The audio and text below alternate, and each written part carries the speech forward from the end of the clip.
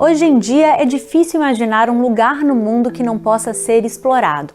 A impressão é que tudo está ao nosso alcance e já foi fotografado e explorado nas redes sociais. Mas, por incrível que pareça, existem alguns poucos lugares que precisam permanecer intocados. Os turistas não pisam lá por motivos de segurança, legais ou científicos, ou tudo isso junto. Eu sou Natália Passarinho, da BBC News Brasil, e neste vídeo eu te convido a visitar 4 desses cantos isolados do mundo.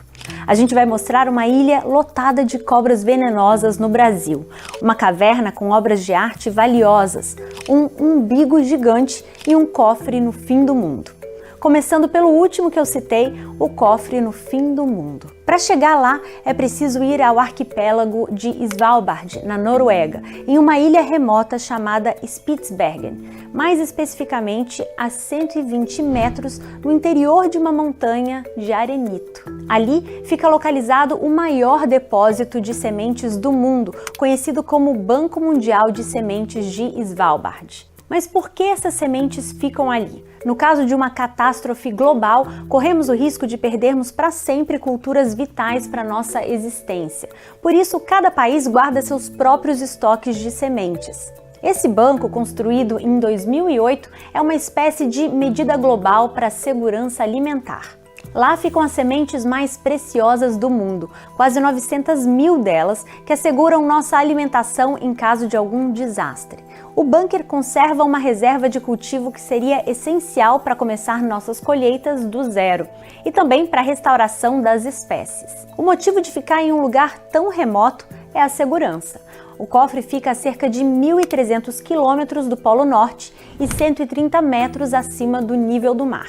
A altura permite que o lugar permaneça seco, mesmo se as calotas polares derreterem. Outra vantagem é que não há atividade sísmica ali, como vulcões ou terremotos. Há também o chamado permafrost, uma camada de gelo permanentemente congelada que circunda o cofre. Isso ajuda a preservar as centenas de milhares de sementes armazenadas no interior, onde as temperaturas são mantidas abaixo de 18 graus negativos. O cofre é protegido a 7 chaves, o que garante que suas sementes sobrevivam por milhares de anos, se necessário. Mas a segurança do cofre tem preocupado os cientistas nos últimos tempos, e a culpa é das mudanças climáticas. Em 2016, o ano mais quente da história, de acordo com a NASA, o aumento nas temperaturas fez com que a água derretida rompesse o túnel de entrada do cofre. E as coisas não melhoraram. Em 2020 foi documentado o verão mais quente da história de Svalbard. Segundo o cientista Kim Holmen, do Instituto Polar Norueguês, isso causou um derretimento sem precedentes das geleiras e o degelo do permafrost. Por isso a situação no local vem sendo monitorada há alguns anos. O nosso segundo lugar é mais próximo do que você imagina. Estou falando da Ilha da Queimada Grande, a cerca de 35 quilômetros do litoral do estado de São Paulo. Mas se você pensou em visitar a ilha, pode esquecer. Ela é habitada quase exclusivamente por cobras venenosas. As estimativas são de que haja entre 1 e 5 serpentes por cada metro quadrado da ilha. A situação, que já era perigosa, fica ainda pior porque a Ilha da Queimada Grande é lar de uma cobra altamente venenosa, a jararaca ilhoa. É uma espécie de víbora que existe só em Queimada Grande. Mas como essa cobra foi parar lá?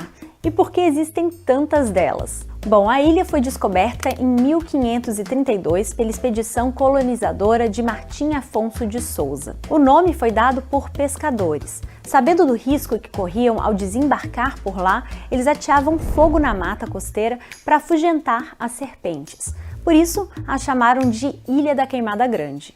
Mas a história da ilha é bem mais antiga e explica o porquê dessa abundância de cobras. Ela foi formada no final da última era glacial, há cerca de 11 mil anos, quando o nível do mar subiu. Assim, o local foi transformado em uma ilha.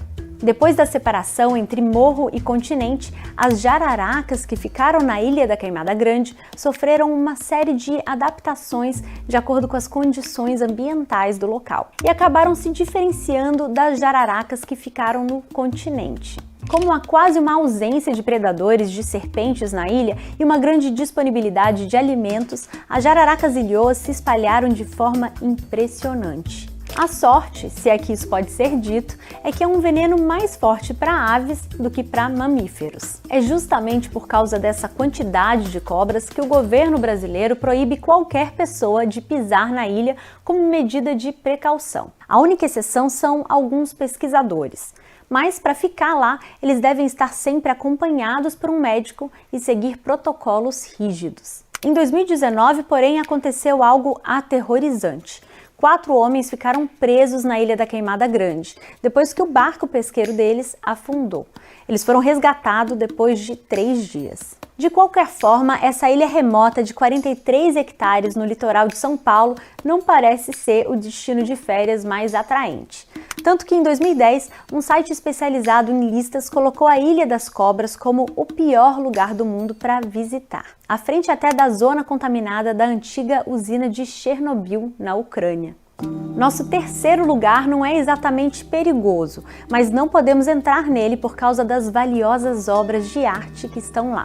Não estamos falando de algum museu privado, e sim de uma gruta localizada no sul da França, a Gruta de Lascaux. Ela é um dos exemplos mais bem preservados de arte pré-histórica já descobertos. Ao todo, o local tem cerca de 600 pinturas e 1000 gravuras feitas há cerca de 17.000 anos.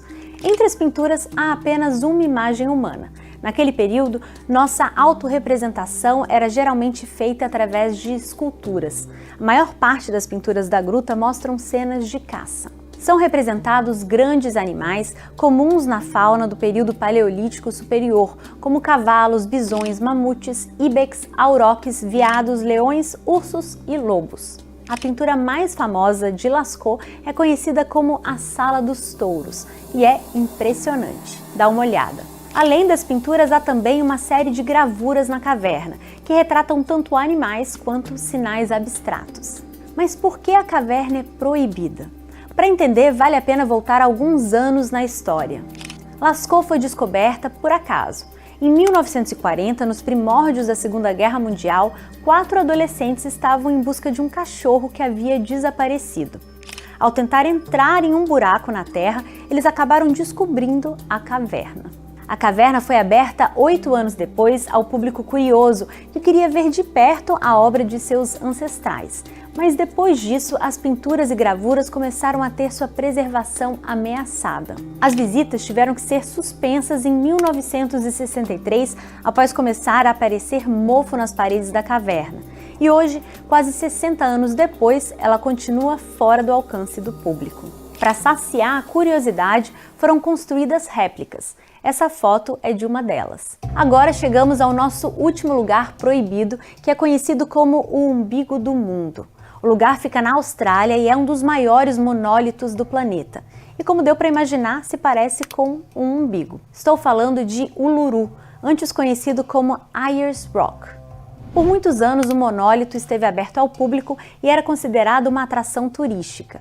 As pessoas podiam até tentar escalar 348 metros para chegar até o cume.